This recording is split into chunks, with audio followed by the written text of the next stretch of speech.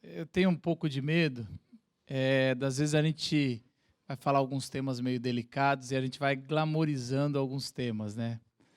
A gente teve o mês passado uma Glocal sobre loucura. E é muito interessante a gente conversando sobre todos nós precisamos ser um pouco de loucos, mas no fundo, a gente, quando a loucura pega para valer, todo mundo que tem algum parente, alguém próximo, é uma coisa muito triste. E é bom ouvir também sobre guerra, a gente falando sobre um evento importante, e eu vi alguém que fugiu da guerra, né, que teve que se reinventar, que perdeu gente querida, tudo. Então, assim, é interessante isso.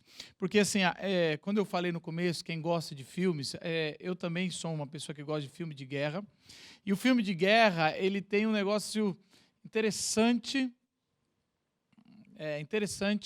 que com o tempo, ele vai... Para o filme de guerra, para você tá legal, ele tem que desfigurar e despersonalizar as pessoas que estão morrendo.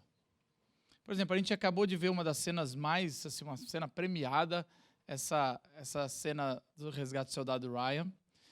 Mas, assim, é muito desperdício de vida numa guerra, né, em pouco tempo. E a gente, quando está vendo um filme de guerra, a gente não pode pensar muito nos que estão morrendo. A gente geralmente tem que seguir o caminho do protagonista. Porque é interessante, o próprio resgate do soldado Ryan, morre muita gente para resgatar o Ryan, né? E a grande pergunta no final do filme ele entra numa crise, o soldado Ryan, que ele fala: morreu muita gente para me salvar, e será que valeu a pena para salvar um homem matar tantas pessoas? Eu gostava do filme Austin Power, lembra do Austin Power? E uma das coisas que eu mais gostava do filme, o Austin Power para mim é o top aí de agentes secretos, e eu gostava assim que morria um capanga, do nada, assim, morria o capanga, aí o filme parava e ia para a família do capanga. Não sei se vocês lembram dessas cenas. E a família, o papai vai voltar hoje? E a mulher, ele vai voltar sim. E ele tinha acabado de morrer, e ela recebe um telefonema. O quê?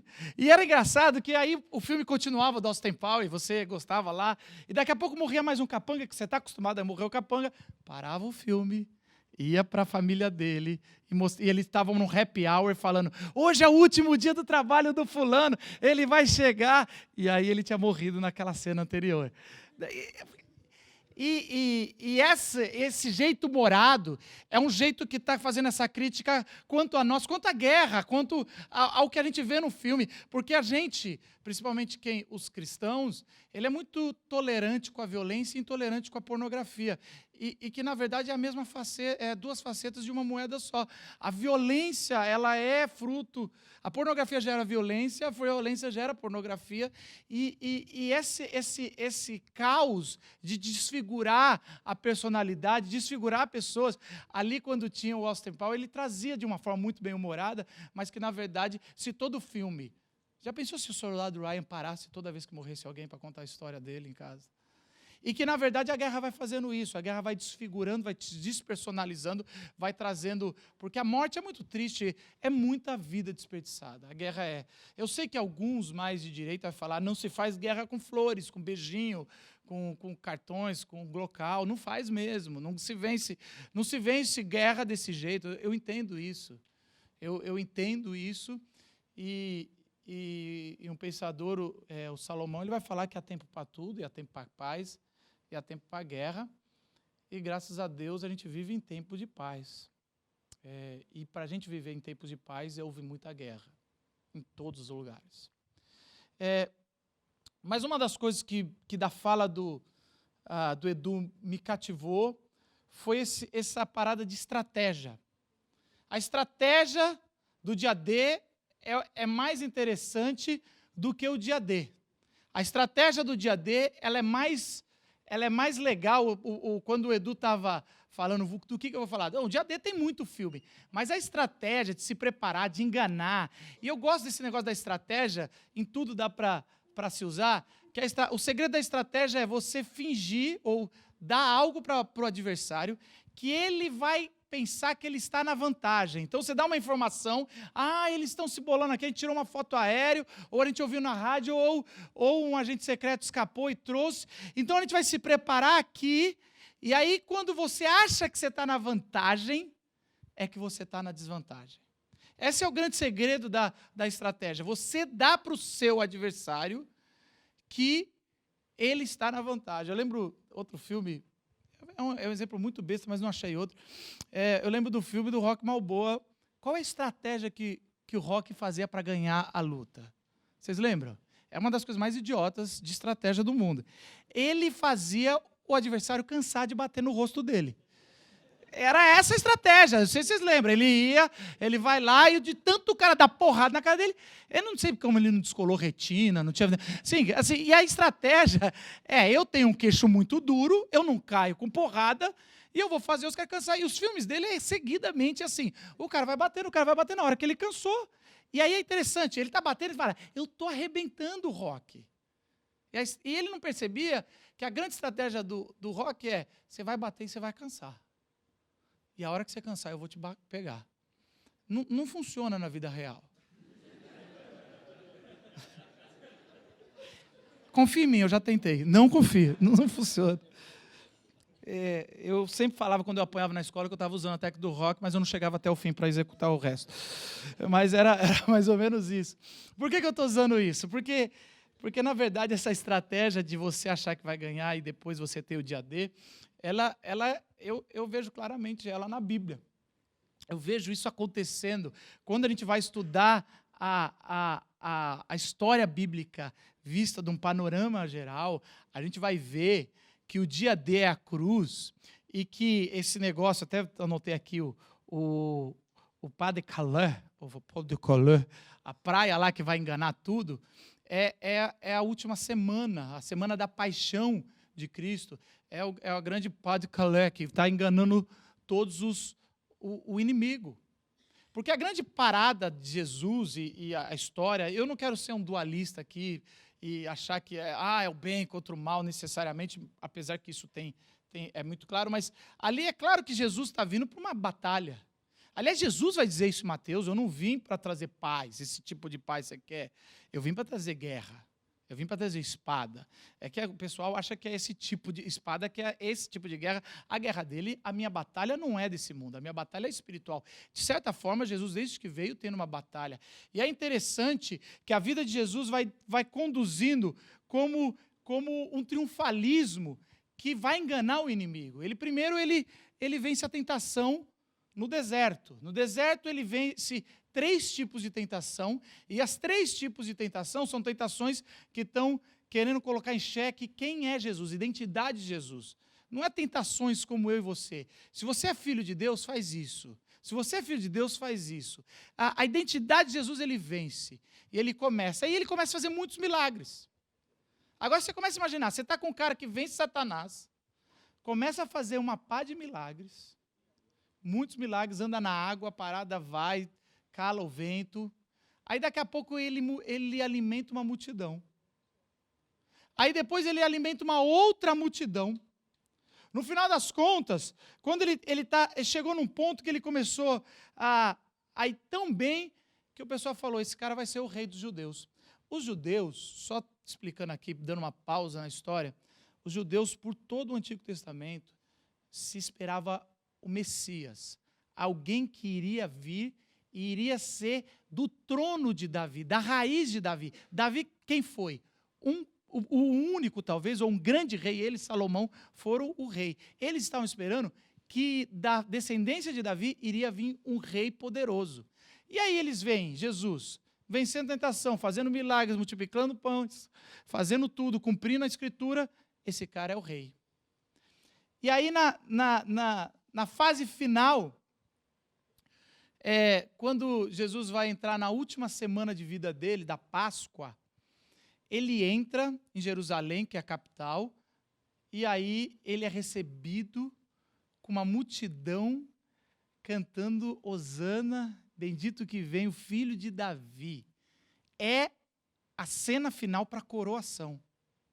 De um povo, vamos lembrar, sofrido, porque foi dominado por Roma, e pagava impostos altíssimos e vivia numa pressão de que a qualquer hora a legião romana que ficava, que era mais 7.000 soldados, ficava plantada do lado da capital, poderia invadir a qualquer momento, matar, estuprar as mulheres, fazerem tudo. Eles estavam esperando e oravam para Deus para que viesse o Messias e que o rei trouxesse libertação não só espiritual, mas física e principalmente do povo escolhido.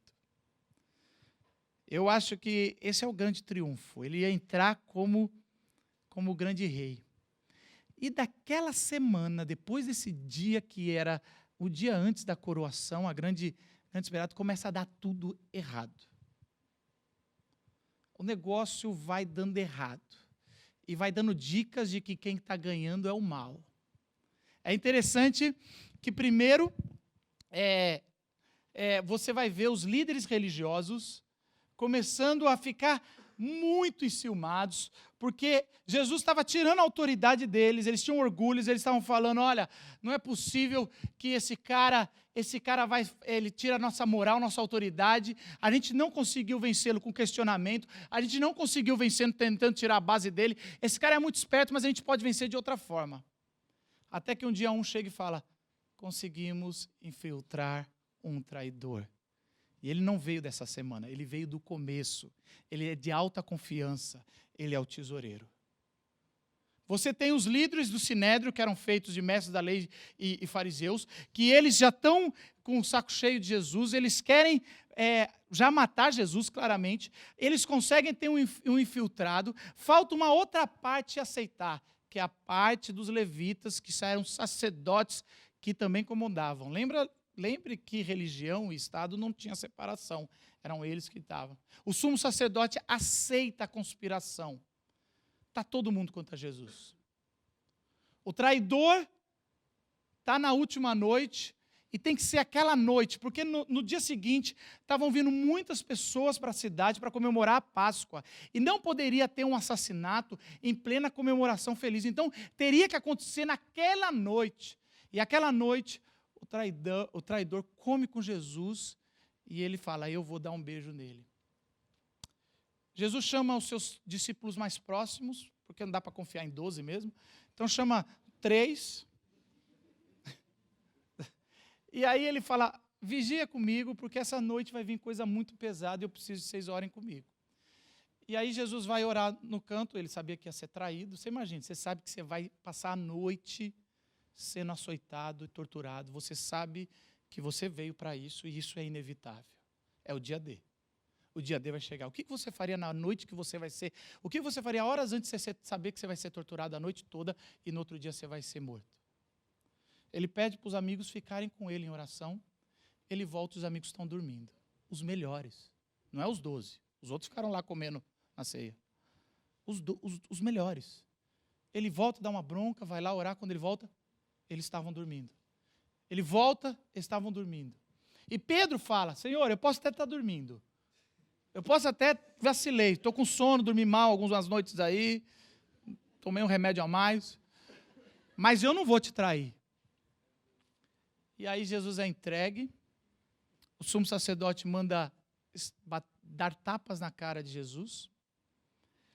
E Pedro, o cara forte da turma, nega Jesus 3 vezes. Está acabado. Para piorar, na madrugada, existe uma luta de poder entre Pôncio e Pilatos e Herodes. Herodes é o poder do rei, é o rei vendido dos judeus. E Pilatos é o governador. Um pode matar por religião, o outro pode matar por política. Mas um não vê problema na religião e manda para o da política. O da política não vê, manda para a da religião. Então Jesus fica indo para um lado e para o outro, até que os dois lavam a mão. Tanto que quando vai levar Jesus para julgamento, ele fala, eu não vejo nada de errado com esse. E 6 horas da manhã não é a hora que o povo está acordado, é a hora que os religiosos estão acordados. Porque é Páscoa. E aí eles começam a gritar, ele é Pilatos. Se você soltar ele, você está indo contra César. E César é o nosso... Você pensa que os religiosos, os fariseus, que eram tão tementes, falam, César é o nosso rei. Ele não é o nosso rei. Ali eles mostraram quem era o rei deles de verdade. E Jesus é pendurado no madeiro, é condenado. Aliás, tem o golpe final que é a jogada política. Toda festa eu solto alguém. Ele pegou um bandido, claramente bandido, e pegou Jesus. Quem vocês querem que solte? E o povo com raiva, o povo não, os religiosos estavam ali com raiva, falou, solte o bandido e mate Jesus. Ninguém poderia ser crucificado dentro de uma cidade romana ou cidade conquistada por Roma. Por isso que Jesus teve que pegar a sua madeira e sair fora da cidade, no Monte Caveira, porque era tanto crânio e tantos ossos, que o monte foi batizado como Gólgota, Monte Caveira. E lá naquele monte, ele foi crucificado, depois da tortura, e foi morto. E ele morreu antes dos dois que estavam do lado dele.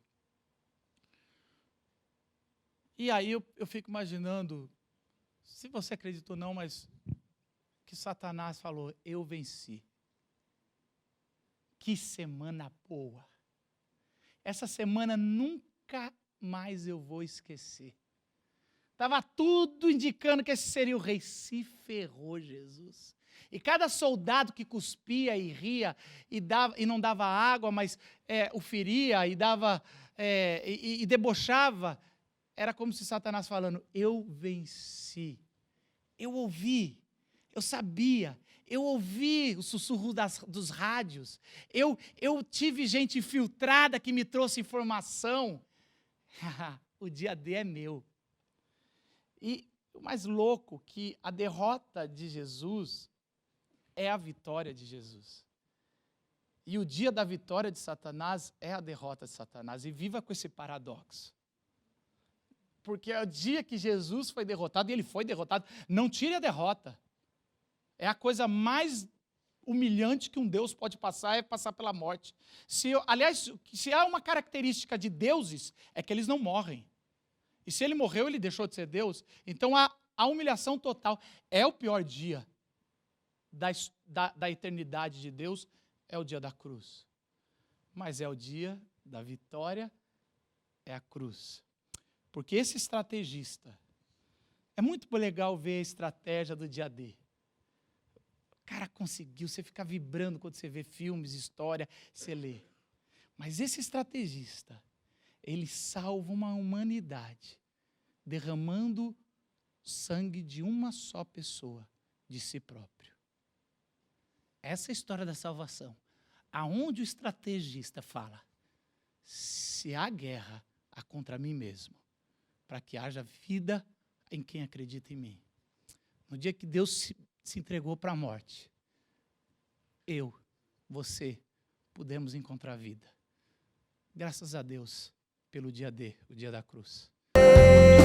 Mesmo não sabendo bem do que se trata, tudo que é sorriso de felicidade, a gente